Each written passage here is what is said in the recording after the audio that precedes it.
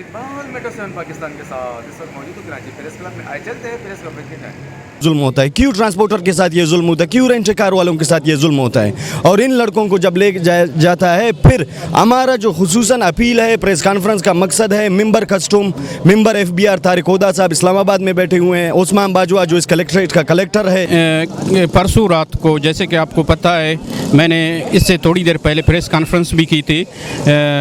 18/2/2023 को आजी साल इमामत की 2 कज़न्स अब्दुल नबी और मोहम्मद अली यहाँ से कराची से सोराबकोट से हैदराबाद के लिए पैसेंजर ले जा रहे थे, तो रास्ते में जो गड्ढा पुल के नज़दीक उन्हें रुकने का कस्टम के एहलकारों ने इशारा किया। असल में सर बात ये आज का ये प्रेस कॉन्फ्रेंस और ये एहतजाज ये कस्टम के एहलकारों के ख़िलाफ़ हम कर रहे हैं।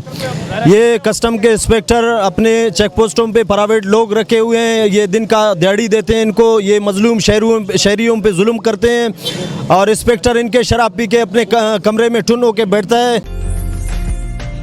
उम्दा में पकाएं और जी भर के खाएं।